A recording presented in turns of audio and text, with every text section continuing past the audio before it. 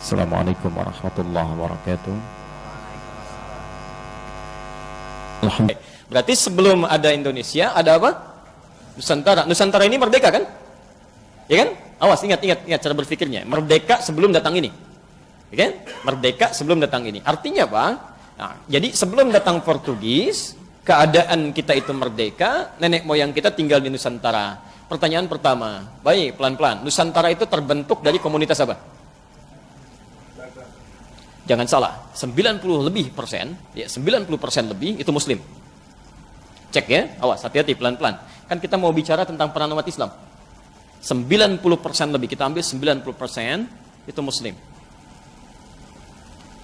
Buktinya gampang, silahkan cek. Ya, dari Sabang sampai Merauke, dari Aceh sampai ke pulau paling ujung, ya, bahkan ke Maluku. Kenapa disebut Maluku? Dari kata muluk. Muluk itu dari kata Malik. Malik itu kerajaan-kerajaan, kesultanan-kesultanan, diambil dari bahasa Arab. Ada Bacan, Ternate, Tidore, Ambon dan sebagainya. Artinya Islam semua. Islam, ya. 90% lebih Islam. Selebihnya sedikit Hindu, ada Hindu. Pelan-pelan. Sedikit Buddha, sedikit saja, ya. Baik. Kemudian animisme selebihnya. Animisme. 90% lebih Muslim. Ada apa lagi kira-kira? Nggak ada. Nggak ada, tapi bagus pertanyaannya. Kapan Kristen datang? Silahkan Anda cek. Di semua buku-buku sejarah tidak pernah disebutkan kapan Kristen datang. Tapi Anda akan temukan, kita objektif ya dengan pandangan ilmiah ya, kita tidak membahas agama tertentu dan sebagainya, kita sedang bahas sejarah. Anda akan lihat sejarah Islam datang ke Nusantara. Sejarah Hindu ada di Nusantara, sejarah Buddha ada di Nusantara, tapi tidak pernah ada buku sampai hari ini membahas kapan Kristen datang ke Nusantara. Sampai muncul saat ini. Ya. Nanti ada pertanyaan besar, nanti kita akan temukan di akhir. Nah, sekarang kalau pertanyaannya, kapan Kristen ada? Ya? Kemudian, pelan-pelan, apakah hanya 3 atau 4 ini saja kepercayaan yang muncul? Benar. Jadi, saat hidup dalam keadaan 90% Muslim, ada Hindunya, ada Buddhanya, ada animismenya, ternyata merdeka Nusantara, nggak ada masalah. Artinya apa?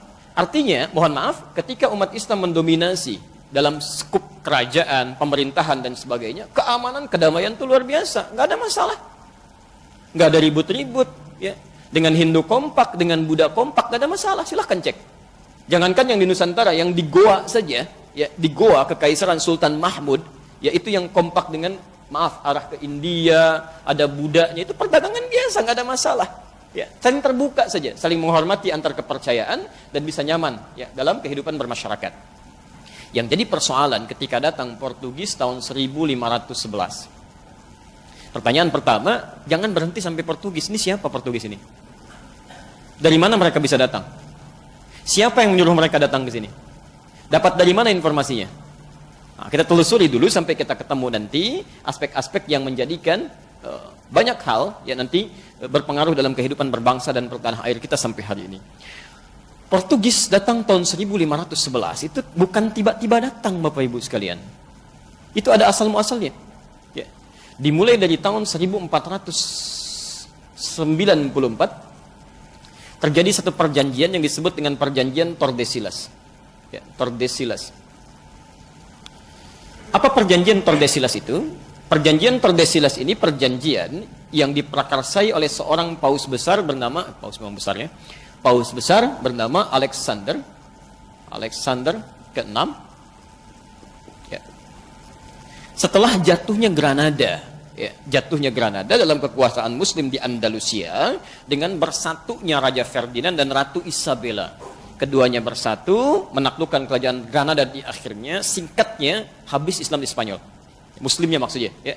Habis Muslim di Spanyol. Nanti kalau ada waktu lagi lebih jauh, saya akan cerita bagaimana konversi agama berlaku pada saat itu, bagaimana orang-orang Islam telinganya dipotong, diinkuisisi, sampai darah itu naik sampai ke tinggi permukaan tertentu. Ya. Kita lihat, teruskan saya dulu ke sini. Setelah selesai, ya, kemudian Paus Alexander ini mengumpulkan kekuatan-kekuatan pada saat itu, ya, tentara salib. Kemudian diberikan dekrit, dibuat perjanjian. Dikumpulkanlah 2 kerajaan besar yang punya jasa pada saat itu menaklukkan Granada. Ya. Satu kerajaan Portugal, kenal dengan Portugis. Ya, Ronaldo belum lahir saat itu. Kemudian Spanyol, Barcelona belum ada. Ya. Macam-macam lihat. Tapi nanti ada kaitan loh ya, ada kaitannya. Ini Portugis dengan Spanyol. Keduanya dari Katolik. Ya. Di perjanjian Tordesillas ini, ya, kemudian difatwakan oleh Alexander yang ke-6 supaya keduanya ini melakukan ekspansi ke wilayah muka bumi dengan membawa misi 3G. Awas, ini nyata ya. Maka dibagi bumi itu ke dalam dua bagian.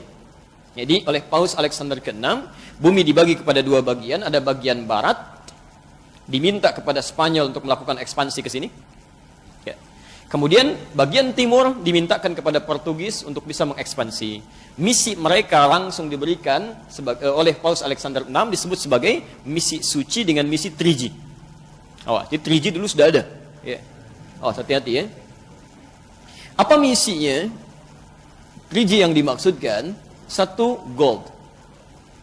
Ya. Awas, mencari emas, cari pemasukan, kan? Kalau ke kita nanti nyari rempah-rempah, ya. Ada emas, emas hitam, ada emas hijau, yang teh, gitu kan? Ada kopi dan sebagainya, semua digali. Ini poinnya. Kedua, glory. Hati-hati, dia berekspansi. Menyebarkan ajaran, menyebarkan wilayah, ya, mencaplok dan sebagainya. Ini misinya ini, hati-hati ya. Yang ketiga, gospel. Ini gospel, membawa misi Katolik. Ya. Di pelan-pelan misi Katolik ini dibawa menyebar ke seluruh dunia dengan kesepakatan perjanjian Tordesillas oleh dua kerajaan ini. Di ketika Portugis datang ke Nusantara pada tahun 1511, ini puncak 3G ini memang dibawa tiga-tiganya. Ya. Pelan-pelan. Jadi ketika mereka datang 1511, asalnya nyasar dulu, Pak. Nyasar dulu, ya. Dia nggak langsung ketemu sampai ke Selat Malaka, tidak. Karena mereka belum tahu bagaimana cara bernavigasi, menemukan tempat yang paling tepat ya untuk koordinatnya. Ya, sampai minta bantuan nanti kepada seorang navigator muslim namanya Ahmad bin Majid. Ya. Karena tidak tahu ekspedisi apa yang akan dilakukan, di-hire Ahmad bin Majid ini diminta untuk menunjukkan daerah, sampai kemudian tibalah kemudian di Goa. Di Goa ini diketahui bahwa pusat rempah-rempah ternyata bukan dari Goa, bukan dari India. Ini cuma transit saja. Ya.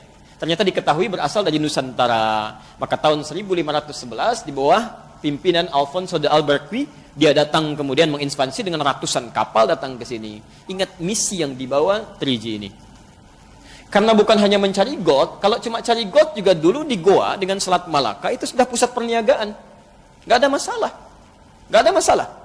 Tapi karena mereka membawa misi glory, misi ekspansi, ketika datang ke wilayah Goa, ini yang jadi persoalan. Ya. Semua ditodong senjata pada saat itu, kemudian tawarannya hanya dua. Kalau Anda tidak tunduk kepada kami akan perangi seluruhnya. Dimonopolilah kemudian perniagaan pada saat itu, terhenti jalur perdagangan ke India, sampai muncul banyak peperangan pada saat itu. Ya. Pelan-pelan. Dampaknya apa? Saya langsung ke Nusantara, datang mereka, membawa dua ini, karena niatnya tidak murni untuk berdagang, tapi juga ekspansi, maka sambutan yang diterima tidak menggembirakan. Ya.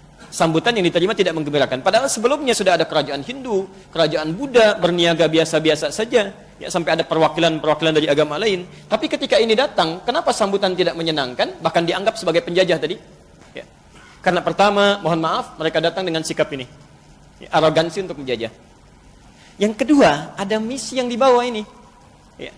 Yang langsung bertentangan dengan 90% umat Islam yang hadir di dalamnya. Ya. Apa yang terjadi? Ini yang mau saya gambarkan. Ketika mereka datang pertama kali, itu langsung yang dilakukan diantaranya membangun pusat ibadah. Yang diberi nama dengan bahasa Portugis atau bahasa Latin dengan nama igreja. Igreja. Ya. Igreja. Nanti lisan orang lokal menyebut igreja, igreja, igreja, igreja, hilang i-nya menjadi gereja sampai sekarang. Jadi gereja itu asalnya bukan bahasa Indonesia. Ya, tapi dari bahasa Latin. Ya. Di mereka bangun pusat ini, kemudian mereka melakukan ekspansi, ya. Sehingga disebutlah pada saat itu penjajah, ya, dengan membawa kepercayaan yang berbeda. Nah, setiap kali mereka datang ke sini untuk beribadah, salah satunya, ya, itu 2 hari setelah umat Islam menunaikan ibadah setiap pekannya. Ya. Antum kalau pekanan ibadah dalam kepercayaan Islam, dalam agama kita, di hari apa? Jumat. 2 hari setelah hari Jumat hari apa? Tuh, sudah salah. Nggak ada hari Minggu. Nggak ada hari Minggu, ya, nggak ada. Dari dulu itu bahasanya nggak pernah ketemu Minggu, namanya Ahad. Ya. Kapan ketemu Minggu? Ketika orang-orang Portugis ini ingin ibadah ke gereja, kan dalam kepercayaan Katolik salah satunya, ketika akan menyembah Tuhannya tidak langsung kan, lewat perantara. Ya. Kalau kita mau mohon ampun kan langsung sama Allah istighfar ya. Dalam Katolik tidak. Mereka harus datang ke perwakilan, ke Bapa, melakukan penebusan dosa. Ngaku lewat situ baru oleh Bapa dimohonkan. Jadi nggak bisa langsung. Ya karena Bapa orang suci, yang ini kotor nggak bisa langsung kepada yang suci, nggak nyambung. Jadi harus lewat orang suci dulu. Ya, jelas ya? Walaupun Bapa ini kalau salah juga nyambungnya kemana belum jelas juga ya. Baik. Tapi poinnya,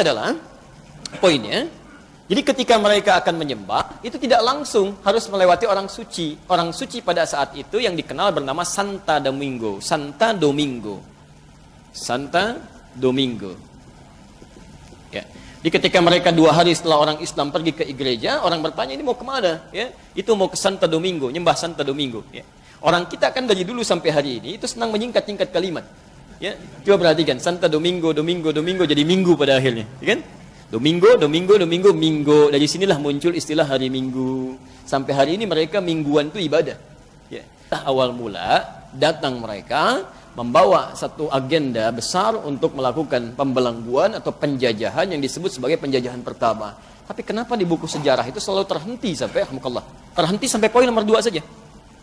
Mencari rempah-rempah, melakukan penjajahan. Dan ini tidak pernah dibahas. Ya, karena itulah sampai hari ini di sekolah-sekolah tidak akan pernah diajarkan dari mana munculnya agama Kristen di Indonesia. Tidak akan pernah ada. Ya, karena memang muncul lewat penjajahan yang sebelumnya tidak ada sama sekali. Dan ini yang membuat kekacauan pada saat itu, ya, dengan misi-misi yang datang. Ya, pelan-pelan kita tidak ingin menunjuk agama tertentu, tapi kita hanya membahas secara ilmiah. Jelas sampai sini? Oke, pelan-pelan ini datang sampai kemudian ketika mereka menguasai beberapa tempat, ada paksaan-paksaan.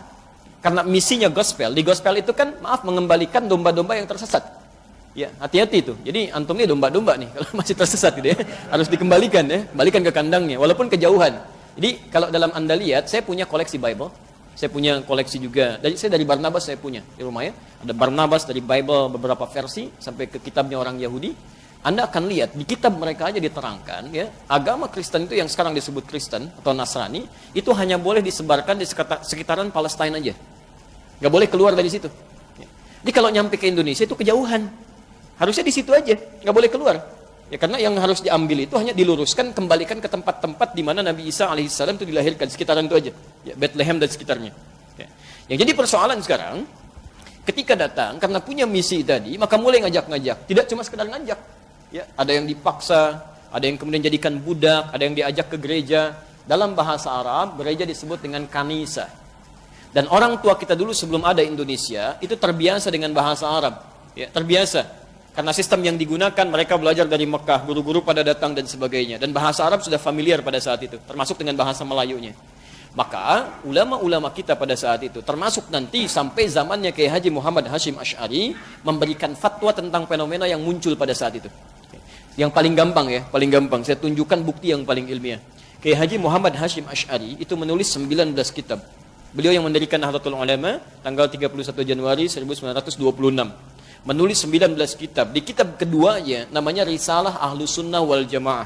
Antum buka halaman ke-14, posisi paling kanan, paragraf pertama, baris 1 sampai dengan baris yang kelima. Ya. Oh, hati-hati ya, namanya Risalah Ahlus Sunnah wal Jamaah dan ditulis dalam bahasa Arab. Ahlus Sunnah wal Jamaah. Sebelumnya di halaman 99 beliau memberikan prolog. Halaman 9 posisi paling kiri sebelah atas diberikan bab faslun, kata beliau, fasal awwalu dhuhuril bid'ah fi ardi Jawa, tentang awal kemunculan bid'ah di tanah Jawa. Bid'ah yang disebutkan di sini bukan masalah fikih, tapi akidah, kepercayaan menyimpang, wantisyaruha dan penyebarannya di pelosok Jawa, wal mubtadi'in dan tokoh-tokohnya. Di halaman ke-14 ya posisi paling kanan paling atas disebutkan, mohon maaf ya, wa minhum, dan di antara mereka ada orang-orang yang ikut-ikutan ke kanisa, ilal kanais, ke gereja. Ada fatwa keluar. Ya, sudah ikut-ikutan. Bahkan kata beliau, ya mungkinlah, mengenakan pakaian bizayyihim, dengan pakaian-pakaian khas mereka. Ya, ada yang pakai topi, ada macam-macam dan sebagainya. Ada yang di bawah. Itu langsung diberikan fatwa. Kata beliau dengan sangat tegas sekali kalimatnya. Sangat tegas ya. Itu tidak diperkenankan, kata beliau, haram dan menyerupai orang kafir. Keluar fatwanya. Ya. Nah ini maksud saya ingin sampaikan bahwa ulama-ulama yang merespon nanti ketika melawan penjajahan ini, motifnya bukan hanya sekedar ingin mengambil makna nasionalisme, bukan. Ya. Orientasi para ulama dulu, selain ingin mendapatkan kemerdekaan, tapi poin utamanya untuk ibadah. Ya, karena Allah. Ingat, Masih ingat perbedaan dulu yang saya sampaikan? Beda orang Islam dengan non-Muslim. Semua aktivitasnya mesti menjadi ibadah. Makannya ibadah, minumnya ibadah. Termasuk para ulama dulu motivasinya menyerang orang-orang ini, mempertahankan izzah. Itu bukan cuma sekedar membela sampai menghadirkan Indonesia, bukan. Tapi motivasinya bagaimana beribadah kepada Allah Subhanahu wa taala. Karena itu akidah dia jaga, kan? Perjuangan fisik dia kemudian lakukan dan seterusnya. Sampai kemudian datanglah persaingan. Ya. Mulanya datang Prancis sampai kemudian Spanyol yang paling kuat. Hati-hati, materinya sangat penting ya. Ya, sangat penting. Saking pentingnya nggak bisa dihapus tuh, agak susah. Ya. Baik. 1521 Miguel Hans ya datang membawa pasukan Spanyol. Pasukan Spanyol tadi masih ingat ditugaskan kemana? Oleh Alexander ke barat. Cuman di barat gak ada apa-apa, kosong ya. Amerika belum ditemukan, gak ada macam-macam, kosong. Jadi dia merasa gak ada sesuatu yang didapatkan. Akhirnya melihat perkembangan Alfonso yang ada di timur, kok bagus nih, prospeknya bagus, maka diikuti. Maka dia masuk lewat Kepulauan Sulu yang sekarang bagian Filipina bagian selatan itu. Ya, pada tahun 1521. Filipina juga dulu Muslim. Ya, antum harus tahu artinya Mindanao itu apa. Ya, ada Mindanao, Islamabad. Orang cuma tahu kalimat-kalimat apa. Istanbul itu kan kota Islam. Ya, kota Islam Madani, kan? Jadi kerajaan-kerajaan Islam itu sudah berkembang di sekitaran-sekitaran itu. Ya. Spanyol masuk, kan? Kemudian melakukan penjajahan di situ. Nah ini Portugis merasa ada ancaman, khawatir ada persaingan di situ, maka kemudian dia membuat benteng-benteng di sekitaran tepian pantai, termasuk juga benteng daerah Sunda Kelapa. Maka dibangunlah kemudian benteng besar di situ, kan?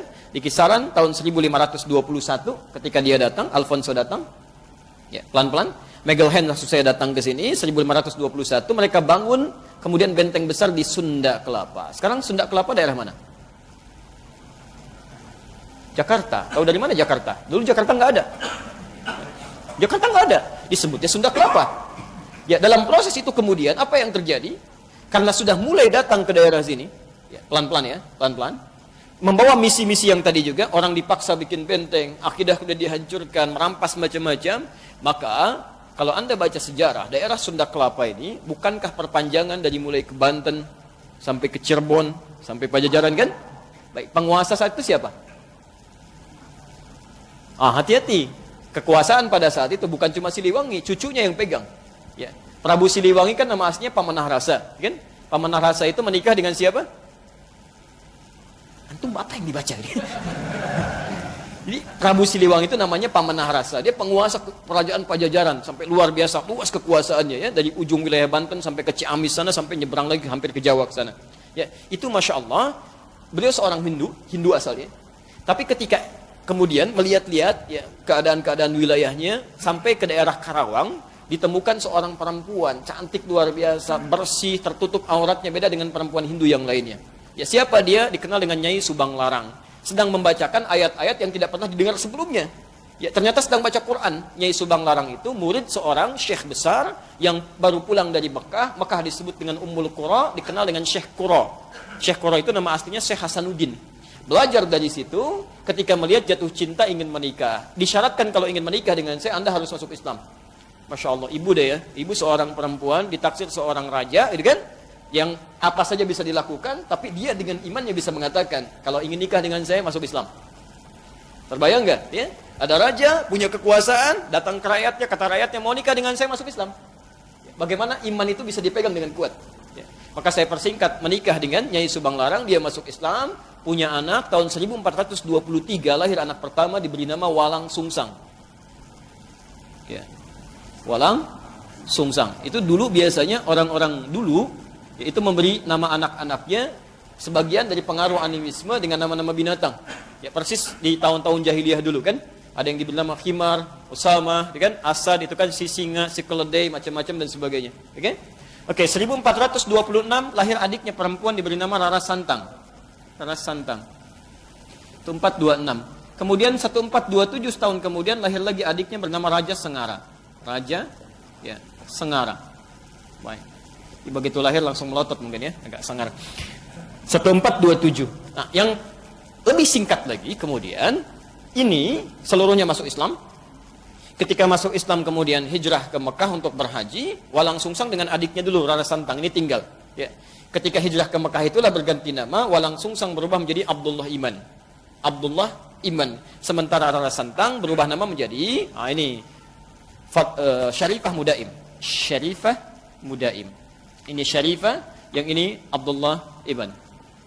Qadarullah ketika selesai menunaikan haji, saat akan berangkat berkemas pulang, bertemulah kemudian di perjalanan dengan seorang pemuda tampan berasal dari Mesir, namanya Syarif Abdullah. Syarif Abdullah ini siapa? Syarif Abdullah ini ternyata satu di antara dua anaknya, salah satu ulama besar yang sedang mendakwahkan Islam di Nusantara, dikenal dengan Wali Songo. Ada yang dari Mesir namanya Ahmad Jumadil Kubra. Ahmad Jumadil Kubra punya dua orang anak. Satu yang ada di Nusantara di bawah bernama Maulana Ishaq. Dari Maulana Ishaq ini nanti turun Kiai Haji Ahmad Dahlan dengan Kiai Haji Muhammad Hasyim Asy'ari, ya, nanti kita di akhir kalau mau bacakan nasabnya. Kemudian dari satu lagi bernama Syarif Abdullah yang tidak diajak ke Nusantara, tapi sedang sibuk kemudian dia belajar sampai menunaikan haji ke Mekah. Di Mekah inilah bertemu dengan Syarifah Mudaim, jatuh cinta ke sini, minta izin menikah, dinikahkan kemudian oleh kakaknya, diboyong ke Mesir. Di Mesirlah berumah tangga sampai selama 20 tahun, lahir anak diberi nama Syarif Hidayatullah.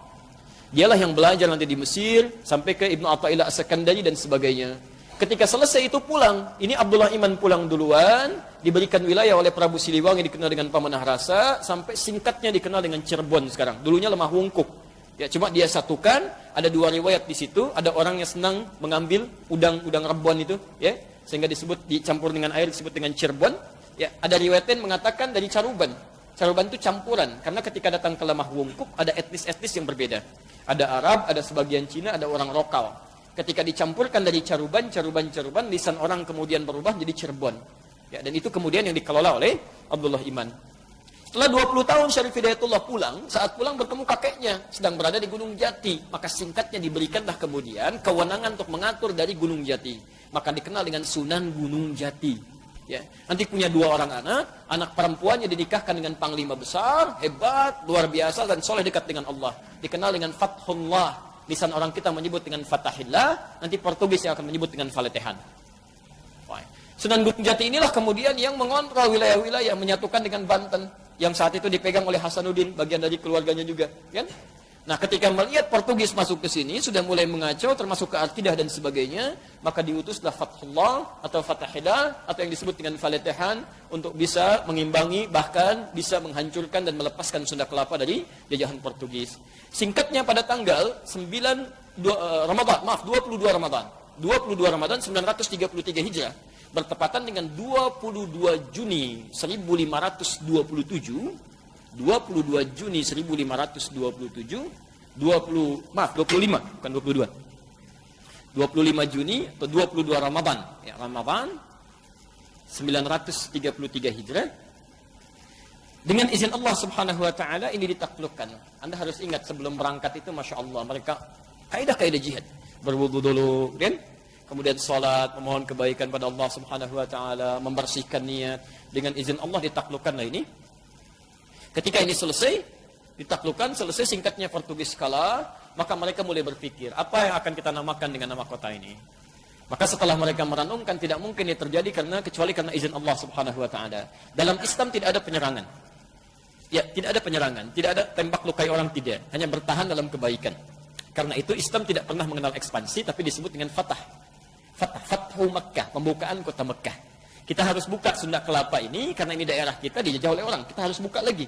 Ya, maka di Quran ada surah Al-Fatah, surah ke-48, terinspirasi dari situ ayat pertamanya inna fatahna laka fatham mubina. Terenungkan dari sini tidak mungkin kalau dengan izin Allah kita mendapati fatah ini. Maka diberi namalah kemudian nama Sunda Kelapa ini dengan Fatham Mubina. Fatham Mubina itu kemenangan yang sangat luas, ya. Dalam bahasa lokal disebut dengan Jayakarta. Jadi Jayakarta itu bahasa Quran. Jayakarta. Yang kemudian akan disingkat menjadi Jakarta. Kemudian hari. Sampai hari ini, ulang tahun Jakarta, sampai hari ini sebagai syukur nikmatnya itu dilekatkan pada tanggal ini. Ya. Jadi sebetulnya bukan, maaf ya, kemerdekaan atau disebut sekarang ulang tahun Jakarta, itu hakikatnya sebetulnya pembebasan Sunda Kelapa yang menjadi Jayakarta dengan izin Allah Subhanahu wa taala, bukan cuma pembebasan dari penjajah, bukan. Ya, ada pembebasan dari akidah, dari macam-macam dan sebagainya. Karena itu orang-orang yang paham sejarah, para kiai, para ulama dan sebagainya, mereka Masya Allah sangat nangis gitu ya. Kalau kemudian Jakarta ada sesuatu yang terjadi yang tidak dikehendaki. Ya, ada persoalan-persoalan akidah dan sebagainya dan sebagainya. Itu turunan yang lain. Saya tidak mau bicara lebih jauh ya. Baik. Nah, saya mau turunkan ke sini pelan-pelan. Cuma apa yang terjadi ketika Portugis mulai melemah, datanglah Belanda. Ya, Belanda ini asalnya Bapak Ibu sekalian, itu kecil Pak Bu, nggak kuat. Dia itu Protestan, ya Protestan. Jadi kalau Portugis itu Katolik, ya, kemudian Spanyol Katolik, Prancis Katolik, kalau Belanda itu Protestan. Asalnya Belanda ini cuma punya tugas untuk menyalurkan rempah-rempah yang telah didapatkan oleh Portugis untuk disalurkan ke Eropa bagian utara. Nah, hanya nanti dalam satu perjanjian di kisaran tahun 1600, ya, 1638 ada satu perjanjian. Ya, perjanjian ini nanti membebaskan mereka ya, dari jajahan Prancis pada saat itu ya, dan Spanyol. Jadi Belanda itu pernah dijajah Spanyol Pak Bu. Ya, pernah dijajah Spanyol. Pernah dijajah Spanyol. Jadi Protestan dijajah oleh Katolik. Ya. Di Katolik menginginkan gak ada Protestan di wilayah itu, sementara Protestan bertahan dari penjajahan Katolik pada saat itu. Ya. Nah, ketika ada perjanjian ini, maka disepakati semua mesti mundur, kan? Nah, berjayalah Belanda. Ternyata mereka beberapa tahun sebelumnya sudah menyiapkan dan sudah memulai ya, mengirimkan beberapa pasukan-pasukan untuk meneruskan misi Portugis. Sekiranya ini sudah mulai melemah. Ya, maaf, hilang pengaruhnya dan mereka bisa masuk. Maka secara singkat tahun 1619 sebelum terjadinya ini itu sudah dikirimkan beberapa pasukan-pasukan masuk ke wilayah sini yang mereka ganti namanya menjadi Batavia dan kemudian mendirikan VOC ya, untuk syarikat dagangnya. Nah, dimulai dari situlah kemudian Belanda datang tapi tidak menghilangkan misi 3G-nya. Yang mau saya sampaikan saya dengan cepat. Nah, ternyata di sini yang pertama kali menyikapi itu bukan kepercayaan agama lain. Orang Islam Pak, Bu, Muslim. Maka mereka mulai merenung semua stakeholder yang di luar, yang di dalam dan sebagainya, yang di Mekah, yang di Eropa. Ya, kita harus bebaskan ini. Gak mungkin semua sampai terbelenggu mau sampai kapan. Dan tidak mungkin kita bisa melawan mereka dengan persenjataan yang sangat canggih, kekuatan yang sangat lengkap dan sebagainya, kecuali dengan yang lebih canggih lagi, dengan yang lebih hebat lagi. Tidak ada selain Allah Subhanahu Wa Taala. Maka mereka mulai mengeluarkan sirah-sirah Nabi SAW, bagaimana perjuangan-perjuangan Nabi dan seterusnya. Saya dengan cepat karena waktu kita hanya tinggal 5 menit lagi. Ya, mohon maaf kalau ada gambaran lebih cepat tadi ya. Kemudian dibentuklah gerakan-gerakan yang sangat sistematis luar biasa. Maka kita mulai. Pertama, daerah sekitaran Jakarta, Tanah Abang, tetangga antum tuh. Ya. Maka para sayyid pada saat itu, ya, tokoh-tokoh Arab dikenal dengan sayyid. Ada yang bernama Sayyid Al-Fakhir Abdurrahman bin Al-Mashhur. Ada yang bernama Syahid Muhammad bin Abdullah bin Shihab. Ada yang bernama Syahid bin Ahmad bin Shihab. Mendirikan satu perkumpulan untuk meningkatkan kualitas pendidikan pribumi pada saat itu. Khususnya yang Islam. Khususnya yang Islam. Karena paham ini penjajahan nih. Ini orang mau membelenggu kita. Ya. Maka diberi nama dengan Jami'atul Khair. Jami'atul Khair. Didirikan 13 Jumadal Ula. 13 Jumadal Ula. Bulan yang kelima tahun 1333 Hijrah. 1223 maaf, 1223. Ya, atau di tanggal 27 Juli ya, tahun 1905 Masehi. Ya. Jami'atul Khair maka didirikan ya, di bawah guru-guru ya, termasuk dari luar sampai kemudian alhamdulillah didapatkan seorang guru besar bernama Syekh Ahmad Syurkati. Ya. Syekh Ahmad Syurkati ini seorang guru besar, seorang tokoh, belajar sedang di Mekah tahun 1911. Ini orang Sudan, di-hire mau datang ke Nusantara mengajar anak-anak kita. Di antara yang diajar itu nanti ada Kiai Haji Ahmad Dahlan, ada tokoh-tokoh yang lainnya dan sebagainya. Syurkati dari bahasa Sudan, syur artinya kitab, kati artinya banyak. Yang punya banyak penguasaan kitab. Termasuk ayahandanya banyak menguasai kitab. Ya. Maka itulah yang mulai mendidik ya, bagaimana caranya nanti muncul tokoh-tokoh di masa depan yang akan belajar dengan tingkat intelektualitas paling tinggi. Belanda yang merasakan ini ada tantangan di sini, ini berbahaya ini kalau dibiarkan. Ya, tapi tidak mungkin dihancurkan seketika. Kenapa? Karena pengaruhnya luas. Ya, pengaruhnya banyak sekali. Maka yang paling gampang adalah dibuat saingan supaya dipecah ini. Dibangunlah dari orang lokal, ditunjuk seseorang, ditokohkan dia, singkatnya bagaimana membuat ini padam. Maka dibuatlah persaingan di tanggal 20 Mei 1908. Maka dibuat satu nama baru, uniknya begini, ini Belanda ini sampai begini cara berpikirnya. Buat aja nama yang sama. supaya meningkatkan nasionalisme, ya, maksudnya kesuku-sukuan pada saat itu. Jamiatul Khair, ya, dalam bahasa lokal jamaah kebaikan, ya. Dalam bahasa Jawa disebut dengan Budi Utomo. Maka didirikanlah satu organisasi bernama Budi Utomo tahun 1908 dengan tokohnya bernama Dr. Sutomo yang sebetulnya bukan nama aslinya Dr. Subroto, kemudian berubah menjadi Dr. Sutomo. Oke? Di Bong Tomo itu kemudian dipilih, ditetapkan, sebetulnya asalnya itu bikinan Belanda atas usulan dari Praja Serang yang pada saat itu diusulkan harus dibikin seperti ini. Ya, dibuatlah, ini akan menggemparkan barangkali sebagian informasi yang muncul. Tapi nanti saya tunjukkan di mana informasi ini berada dengan bukti yang sangat ilmiah. Ya. Maka diciptakan ini untuk menghambat perkembangan Jamiatul Khair, termasuk menghilangkan isu-isu nasionalisme untuk membentuk kesatuan kemerdekaan. Maka setiap turunan dari sini muncul 1911, ya. Kemudian Syarikat Islam, asalnya Syarikat Dagang Islam, dipelopori oleh Kiai Haji Samanhudi. Yang diteruskan nanti kemudian dengan munculnya HOS Cokro Aminoto. Asalnya Cokro Aminoto, cuman setelah menunaikan haji, Umar Said tambah haji. Haji Umar Said Cokro Aminoto. Ya? Jadi secara bersamaan, ada yang di Jakarta, ada yang di Surakarta Samanhudi, ada yang di Surabaya, HOS Cokro Aminoto. Ya kan? Ini semua bergerak bersamaan, dan sekali lagi takut Belanda. Takut ini kalau berkembang luas di bahaya pergerakan ekonomi ini. Dikhawatirkan seperti terjadi revolusi Cina yang terjadi tahun 1911 diprakarsai oleh Dr. Sun Yat-sen. Ya, mereka bisa berhasil karena ditopang oleh Cina Muslim, Pak. Ya, Cina itu dulu, ya. Cuma sekarang sejarahnya dirubah. Kalau antum lihat film-film revolusi Cina itu, ya, itu yang ada Donnie Yen dan sebagainya, gitu kan? Yang kemarin beberapa pekan lalu ditayangkan itu sudah berubah itu. Yang ditampilkan baratnya, ya, bukan sisi kebaikannya. Nah, ini mereka khawatir, maka dibuatlah saingan Syarikat Dagang Islamiyah. Jadi yang ini dibuat Budi Utomo, yang sana dibuat Syarikat Dagang Islamiyah. Tapi ternyata dengan izin Allah, siapa yang tulus itu yang langgeng. Ini langgeng, yang dua tadi hancur. Coba antum bisa nggak temukan sampai sekarang? Saya mohon maaf ya. Alumni dari sini, Jamiatul Khair, Kiai Haji Ahmad Dahlan, bisa mendirikan Muhammadiyah. Berapa sekolah yang telah beliau bangun? Sampai hari ini. Universitasnya, rumah sakitnya, segala ini didirikan dari sini. Sampai mendirikan Muhammadiyah itu pada tanggal berapa? 8 Zulhijjah 1330 Masehi, 18 November 1912, ya. 1330 Hijriah, 1912 Masehi. Baik, itu sampai sekarang ada. Tapi apakah saya mau tanya, antum pernah dengar nggak sampai sekarang sekolah Bung Tomo, Ormas, sampai nggak ada, karena itu bikinan. Dan yang paling menarik, dalam setiap konferensi Yong Java dan sebagainya, itu selalu mengatakan tidak boleh ada persatuan, nggak ada bangsa Indonesia. Kalimat bangsa Indonesia itu dibawa oleh orang-orang alumni sini.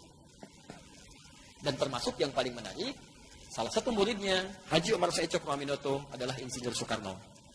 Itulah yang dilatih oleh Soekarno. Dilatih oleh Cokro Aminoto, bagaimana cara berorasi, bagaimana cara memetakan dan sebagainya, sampai dengan singkatnya, diraihlah kemerdekaan itu. Tidak banyak orang tahu bahwa Jalan Pegangsaan Timur nomor 56 itu, ketika akan melakukan satu hal yang sangat dicatat dalam sejarah yang disebut dengan proklamasi itu, rumah itu diwakafkan oleh orang Islam, orang Arab, keturunan Yaman, yang kemudian oleh Bung Karno diberikan penghargaan, langsung nulis surat langsung ditandatangani oleh beliau sendiri. Itu orang Islam yang punya, yang sekarang jadi Gedung Merdeka itu, ya, seterusnya. Itu orang Islam yang punya, diwakafkan sampai diberikan madu Bung Karno sebelum beliau proklamasi dan setelahnya. Ya. Jadi kalau Anda bertanya kemudian, bagaimana sikap seorang Muslim dalam menyikapi kemerdekaan ini, kita kembalikan. Ya. Kalau merdeka itu kan tidak diraih, mohon maaf ya, bukan dengan perjuangan semata. Kalau berjuang banyak yang berjuang. Tapi ketika mereka berjuang tidak dapat apa-apa.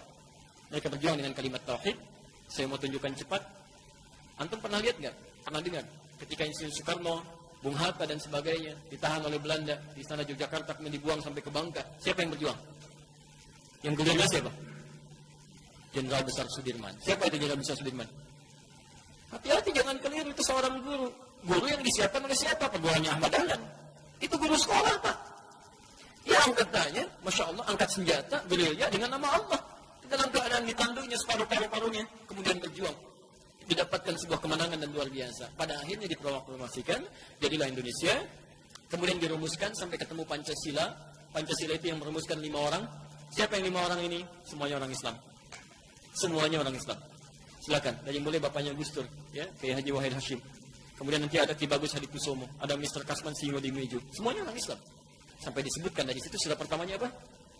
ketuhanan yang Maha Esa, dan tidak ada tafsir lain dari ketuhanan yang Maha Esa kecuali kepada Allah Subhanahu wa taala.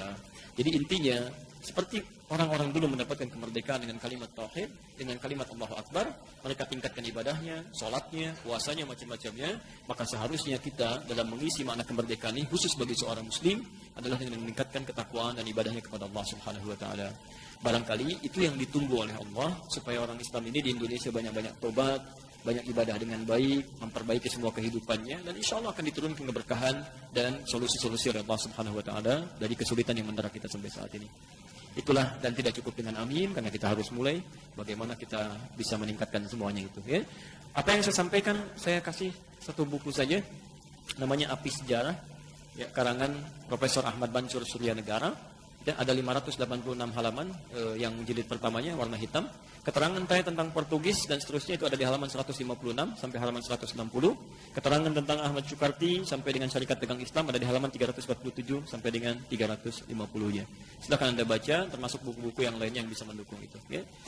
Sekali lagi, kajian kita tidak untuk mengangkat hal-hal tertentu yang dijadikan isu-isu yang tidak berkembang baik, tapi hanya untuk menyadarkan bahwa kita punya peran penting dalam membentuk kebangsaan ini. Jadi jangan sampai sudah merdeka justru Islamnya jauh dari kebaikan-kebaikan. Isinya kotor, banyak terima ajaran yang tidak tepat, kan? Mohon maaf, bendera merah putih dijahit oleh siapa? Salah antum. Fatimah namanya. Namanya Fatimah. Berarti seorang ulama besar di Bengkulu, anak seorang tokoh Muhammadiyah. Termasuk isinya Pak Karno pertama kali, Otari. Otari itu anaknya Pak Cokroaminoto. Isi pertama Bung Karno. Jadi Masya Allah itu dijahit dengan penuh ketakwaan, jahit dengan penuh niat yang tulus, sampai merah putih itu gambaran dari keislaman juga. Satu bendera yang dikobarkan selain warna hijau. Ya, jadi sesungguhnya semuanya itu muslim. Jadi tidak tepat kalau kemudian, mohon maaf ini bahasa kami yang harus sampaikan secara tulus supaya kita benar-benar merenunginya. Tidak tepat bendera yang dijahit dengan penuh keimanan, ketakwaan, dikorbankan dengan darah para syuhada, kemudian tiba-tiba diarak dengan kereta yang dihadirkan dengan melalui proses kemusyrikan. Kemusyrikan itu luar biasa. Ya, itu sesuatu yang salah, kan?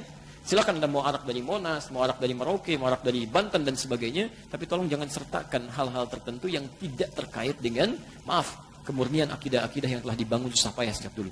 Ya, jadi maksud saya, mari kita doakan para pemimpin-pemimpin kita, para ulama-ulama kita, sehingga bisa istiqamah dalam kebaikan-kebaikan itu. Ya. Saya kira itu materi kita hari ini, baik ya. Mudah-mudahan ini sudah lewat 5 menit, ya ada hal yang didapatkan. Saya tutup dengan janji saya tadi menyampaikan nasab Kiai Haji Muhammad Hashim Asy'ari bin Abdul Wahid bin Abdul Halim. Abdul Halim nama asli Pangeran Bendawa, rahmatullah, dikenal dengan Sultan Hadiwijaya. Nama lainnya Joko Tingkir bin Abdul Rahman bin Abdul Fattah bin Abdul Aziz bin Raden Ainul Yakin. Raden Ainul Yakin itu dikenal dengan Maulana Ishaq. Di Maulana Ishaq inilah bertemu nasabnya dengan Kiai Haji Ahmad Dahlan yang nama aslinya Muhammad Darwish. Ya, kemudian beliau bersaudara dengan Muhammad Hashim Asy'ari, belajar ke Kiai Haji Soleh Darat di Semarang.